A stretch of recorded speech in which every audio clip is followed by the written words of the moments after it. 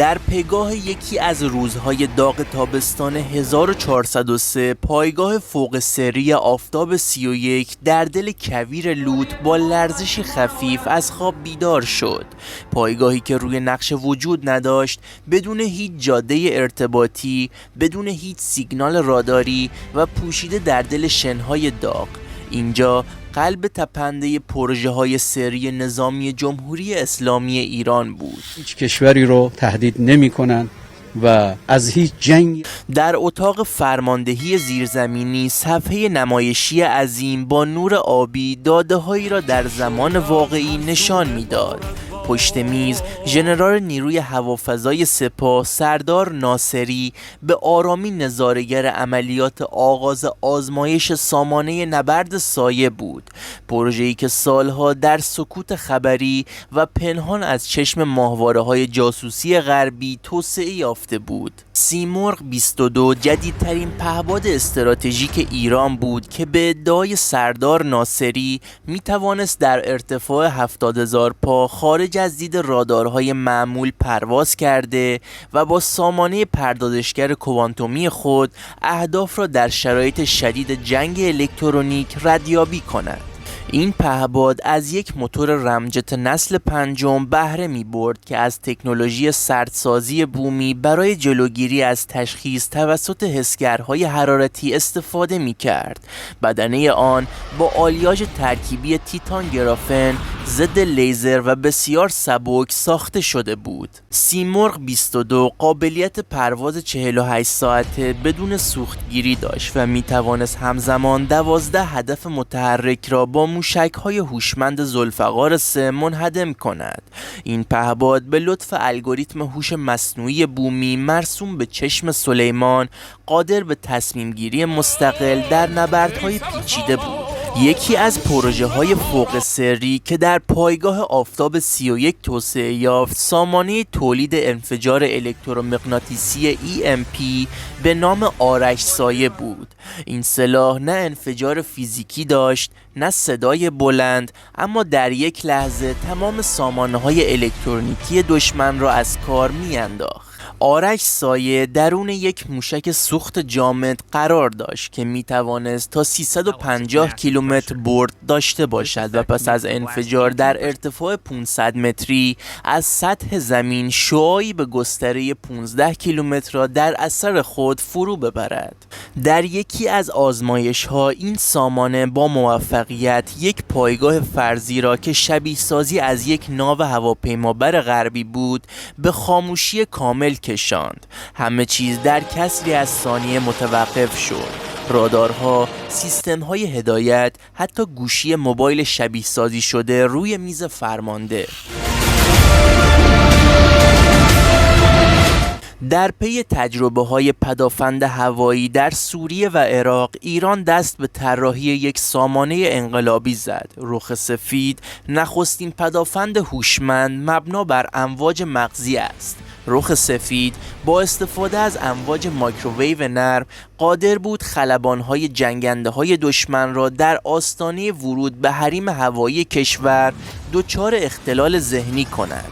این سامانه با سنسورهای EMR خود امواج عصبی خلبان را از فاصله 30 کیلومتری دریافت کرده، آنالیز می کرد و سپس با فرکانس‌های مشخصی باعث بروز توهم، گیجی یا اختلال تصمیم گیری می شد.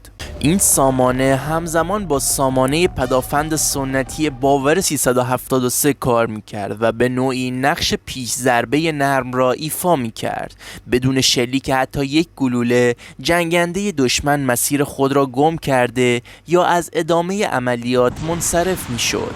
در کنار پروژه‌های پرسر و صدا، پروژه‌ای وجود داشت که کمتر کسی حتی در سپاه درباره‌اش خبر داشت. پروژه یختن، ساخت پهپادهای یخپوش برای عملیات در قطب شمال در صورت وقوع درگیری‌های فرامنطقه‌ای.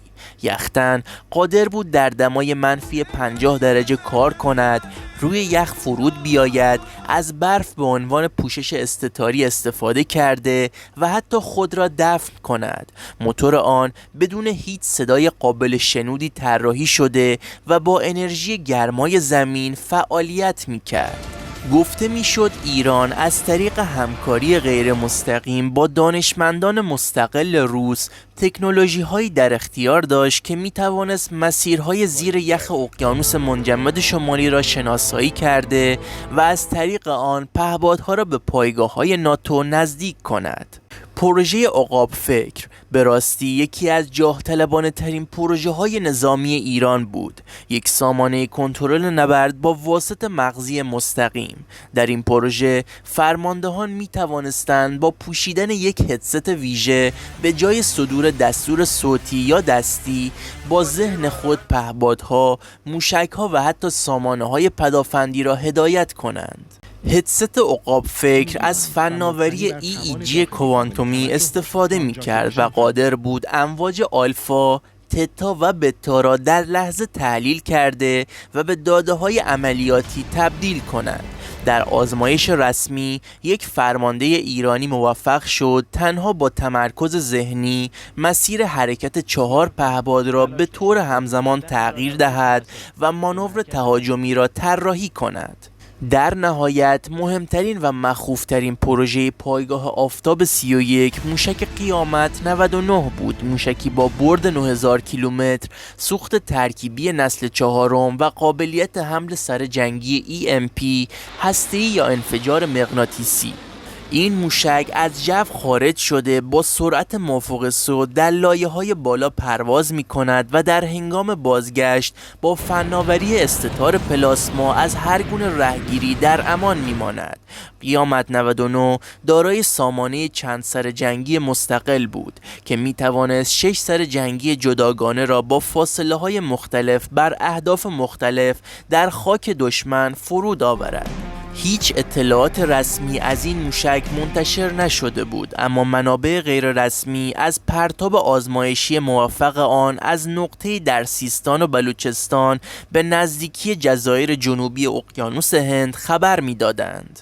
پایگاه آفتاب 31 همچنان در سکوت مطلق به فعالیت خود ادامه میداد. حتی برخی فرماندهان رد بالای سپاه هم از جزئیات پروژه های در حال اجرا خبر نداشتند.